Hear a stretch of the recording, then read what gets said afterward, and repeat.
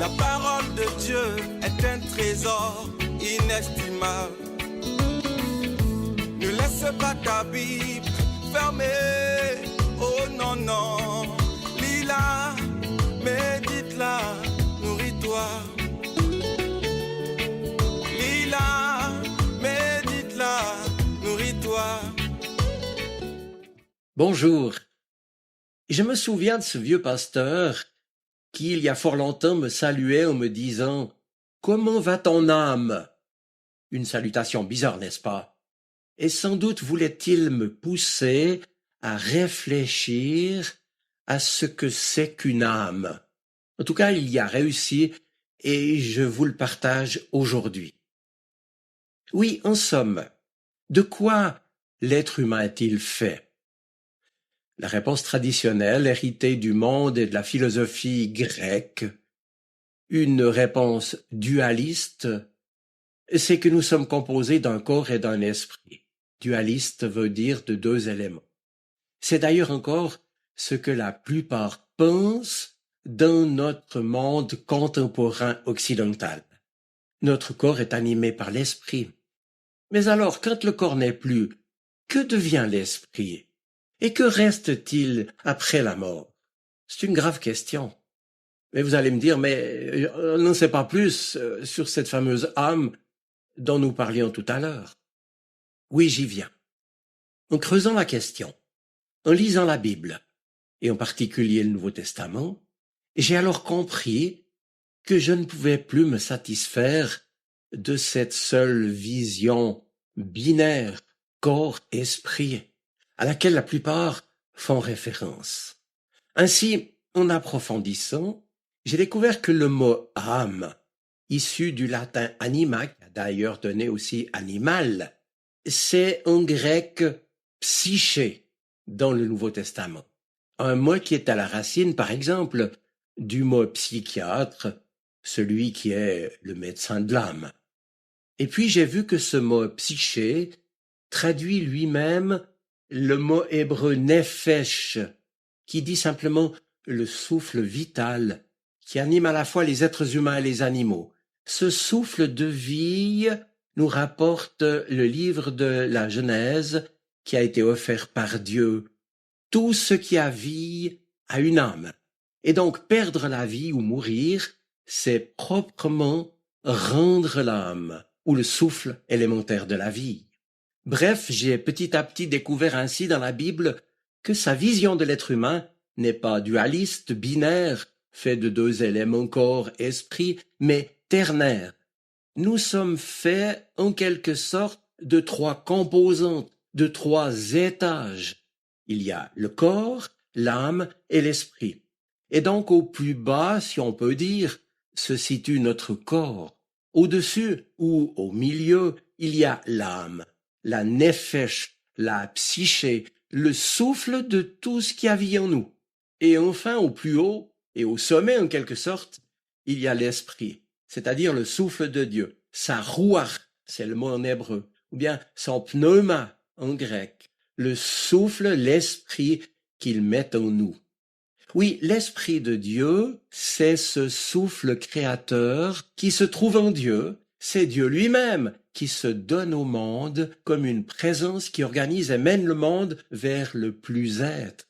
Et dans l'homme, l'esprit, c'est cette capacité qui se trouve en lui d'accéder ou de communier, d'être en relation avec l'esprit de Dieu. C'est ce par quoi nous sommes capables de recevoir en nous l'esprit même de Dieu et d'entendre ce qu'il nous dit, ce qu'il nous fait savoir pour avancer au-delà de ce que nous sommes.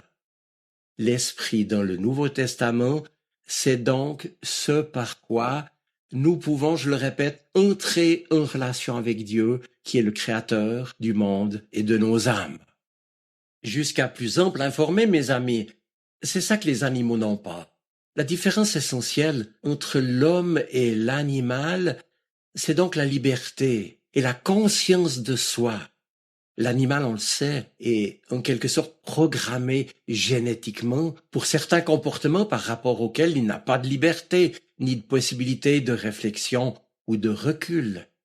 L'esprit, c'est ce qui, en l'homme, lui permet d'accéder à une autre dimension, d'accéder directement, par sa sensibilité spirituelle, à l'esprit qui est la puissance créatrice de Dieu, et de recevoir un autre message par son intelligence qui lui permet d'orienter de telle ou telle manière son existence. Oui, ce qui est la clé de tout cela, c'est la liberté. La liberté de l'homme par rapport aux anciennes programmations animales, vais-je dire, et la capacité d'accéder à une autre dimension, une capacité donnée par Dieu en lui qui est cette relation possible avec l'esprit même de Dieu. C'est dans ce qui, en lui, est libre que Dieu met que l'homme peut accéder à l'esprit, ainsi que l'affirme l'apôtre Paul. Par exemple, en 2 Corinthiens, « Or, le Seigneur, c'est l'esprit, et là où est l'esprit du Seigneur, là est la liberté. » Je sais, tout cela n'est pas facile à comprendre.